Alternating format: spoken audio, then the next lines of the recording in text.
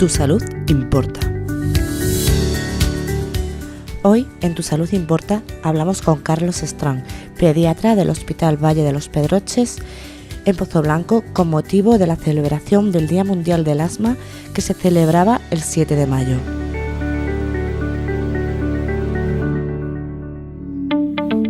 ¿Qué es la enfermedad del asma?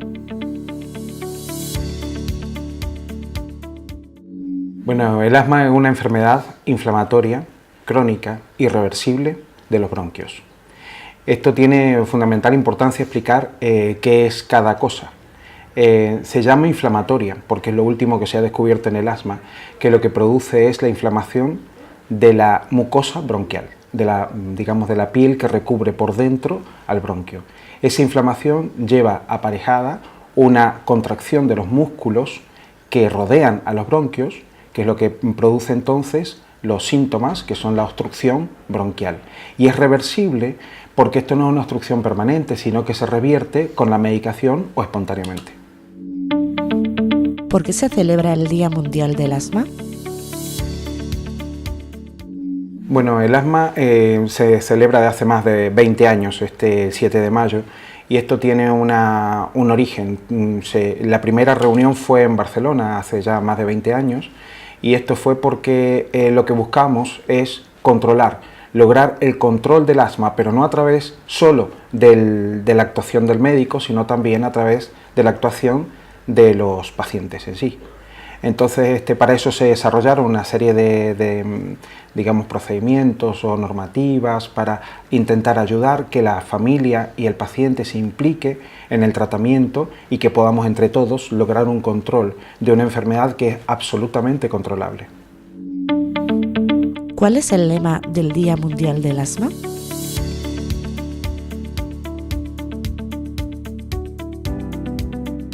Bueno, actualmente existe un lema que es la palabra STOP, que es un acrónimo que significa la S es de síntomas, los síntomas es valorar qué síntomas tiene el paciente para llegar al diagnóstico de la severidad de esta enfermedad, la T es de testar, o sea, hay que investigar la función pulmonar, investigar por qué se produce el asma en este paciente, la O es de observar, es decir, que tenemos que tener un control, un seguimiento del paciente, revisiones periódicas para ir ajustando el tratamiento, incrementando o reduciéndolo dependiendo de la respuesta a la medicación. Y la P es proceder a evaluar el tratamiento, o sea, una vez que tengamos entonces toda la sintomatología, lo hayamos evaluado, tratado y observado, pues entonces vamos a proceder a ajustar el tratamiento para poder llegar a un control máximo del asma. ¿Qué es lo que causa el asma? Bueno, el asma es multifactorial, es una enfermedad que también se produce por distintos mecanismos. Podemos decir que aquí en España el asma es fundamentalmente causado por alergias. Son distintos tipos de alergias, ya sea estacionales, que son las que suceden en una estación en sí, como por ejemplo en la primavera, o otras alergias que son más perennes, como por ejemplo de ácaros o de algunos mohos, que nos pueden producir la inflamación bronquial que al final va a llevar a estos episodios de asma. Hay otras causas y en otros países, los no industrializados, las causas son otras, pero nos tenemos que quedar que la gran mayoría de los asmáticos en España son desencadenados por alergias. ¿Cómo saber si una persona tiene asma? Bueno, tenemos que basarnos en los síntomas que la persona tiene.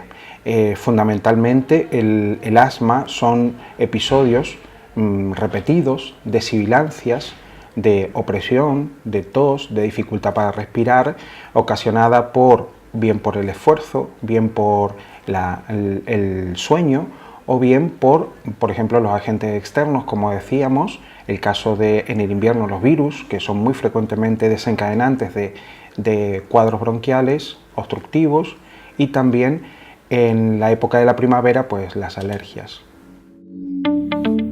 ¿Cómo se puede prevenir el asma?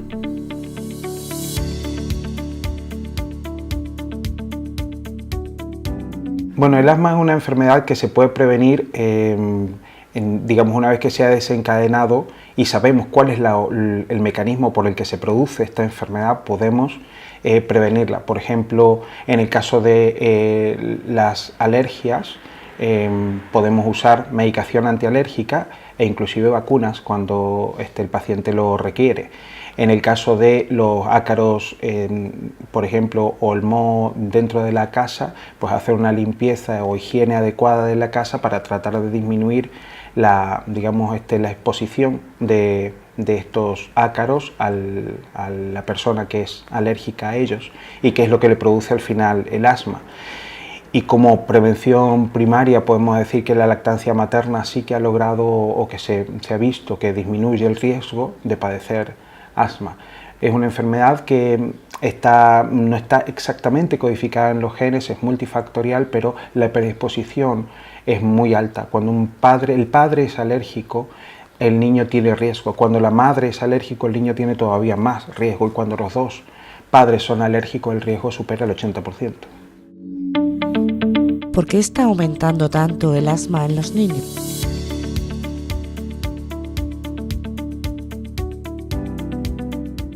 Bueno, las cifras han ido creciendo últimamente, como las alergias.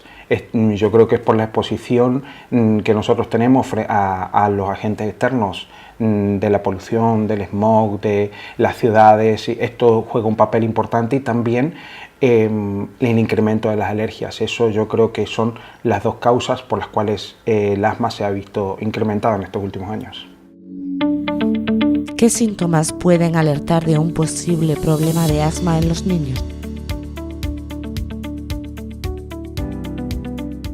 Bueno, es la repitencia, como decíamos, es la tos con obstrucción bronquial, sibilancias, la necesidad de broncodilatadores cada vez que un niño tiene una bronquitis o un catarro o las infecciones habituales, o en la época de estación polínica, el incremento de estos síntomas.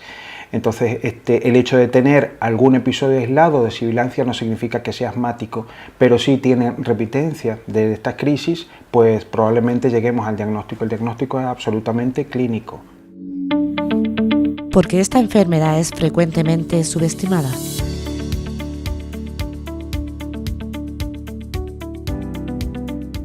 Bueno, es subestimada e infradiagnosticada porque tendemos a decir que tiene obstrucción bronquial, sibilancia de repetición, hiperreactividad bronquial, cuando el diagnóstico hay que darlo y hay que decir qué es lo que el paciente tiene.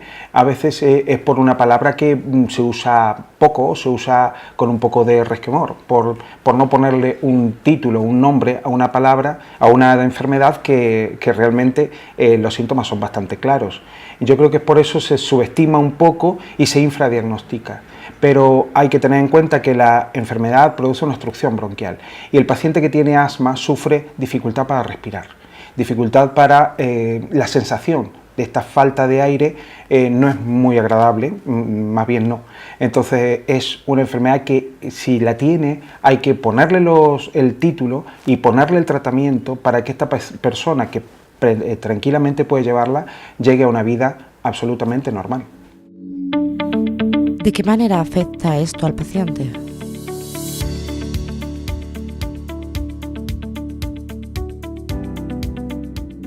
El hecho de subdiagnosticar esta enfermedad hacemos que tenga menos tratamiento. Al tener menos tratamiento tienes menos control. Lo que nosotros tenemos que lograr en el paciente asmático es que él logre un control total y absoluto de sus síntomas, que él tenga una vida saludable, una vida normal, que pueda desarrollar todas las actividades. En el caso de los niños, sabemos que para su desarrollo es muy importante la actividad física, por ejemplo. Y si un paciente no está tratado correctamente, este paciente sufre de crisis de asma, por ejemplo, en cada vez que hace algún deporte. Y entonces eso no lo podemos tolerar. Debemos hacer un buen control del asma porque esta enfermedad, si bien no se cura, tiene muchísima probabilidad de controlarla perfectamente y de hacer una vida absolutamente normal con la medicación adecuada. A menudo los medicamentos broncodilatadores tienen mala reputación. ¿Está fundada esa mala reputación? No, no está fundamentada. Lo que se habla habitualmente es que los broncodilatadores pueden dañar al corazón porque tienen efectos que le pueden dañar, pero en realidad no está comprobado esto. Sí sabemos que cuando hacemos dosis altas de broncodilatadores, esto puede producir taquicardia. O sea que eso es el incremento en la frecuencia del corazón, nada más. No le está afectando malamente el corazón. El corazón lo único que hace es aumentar esa velocidad de frecuencia, sencillamente porque se estimulan algunos receptores que también, esos receptores que están en el bronquio y que broncodilatan, algunos hay también en el corazón y hacen que se incremente la frecuencia. Pero eso no lleva a una enfermedad del corazón. También otra de las cosas es la palidez, la sudoración e inclusive el temblor de manos, que eso es un efecto también sobre los músculos que tenemos en el cuerpo de este mismo medicamento. Pero son efectos totalmente transitorios y que no tienen ningún riesgo o no le van a desarrollar ningún riesgo a la persona de que luego pueda tener alguna consecuencia por este broncodilatador. ¿Qué tipo de medicamentos se usan para tratar el asma?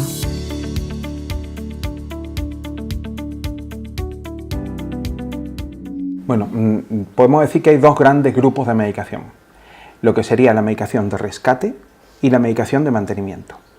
La medicación de rescate son, por ejemplo, los broncodilatadores o los antiinflamatorios que nos van a llevar a desobstruir la vía aérea en un periodo agudo.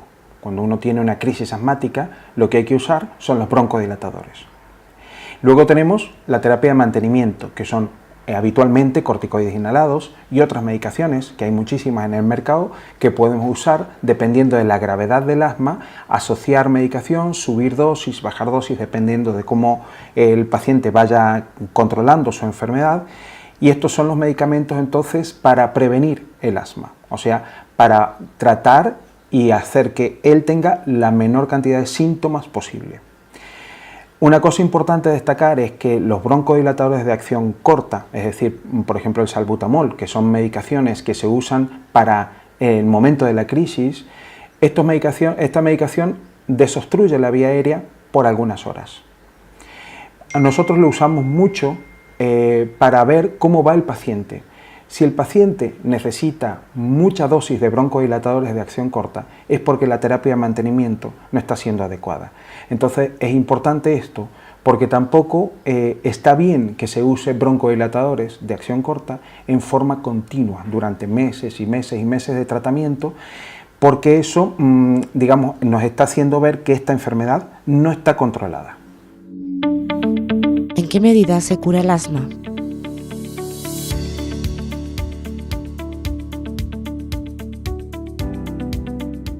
Bueno, la enfermedad asma no es curable, no es una enfermedad que se cura, pero sí pueden pasar años o periodos de la vida en donde desaparece e inclusive puede que nunca vuelva. Pero como es una enfermedad multifactorial y está de alguna manera codificada en los genes, es una enfermedad que no podemos decir que existe una cura, pero sí existe mucha medicación disponible para lograr un control total y absoluto de la enfermedad.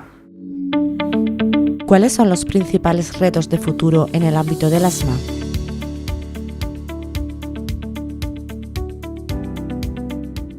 Bueno, como futuro yo veo que lo que tendríamos que lograr es medicaciones para lograr un control absoluto y la cura del asma, aunque sé que es muy difícil, pero últimamente están saliendo cada vez más medicamentos que ahora se usan en adultos. Creo que pronto podremos empezar a usar algunos en niños que logran un control casi absoluto, pero yo creo que el reto es la cura del asma, que en este momento no está disponible.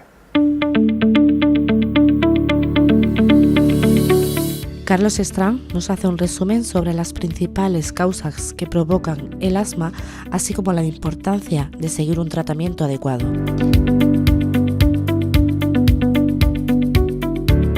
Bueno, entonces como resumen podemos decir que el asma es una enfermedad crónica, es una enfermedad inflamatoria crónica de la vía aérea, pero es reversible y es tratable. Es una enfermedad que no tenemos que tener ningún miedo ni tabú por decir que tiene asma. Sencillamente el asma es una enfermedad más que se puede tratar perfectamente y se puede controlar, y eso es lo más importante que tenemos que tener en cuenta, que es una enfermedad que es potencialmente grave, pero logrando un control correcto con la medicación es muy difícil que esta enfermedad sea fatal. Entonces esta medicación la tenemos que usar, tenemos que controlar con el médico y hacer los controles necesarios de la función pulmonar, de la función de la vida diaria, para tratar de lograr el mejor control posible.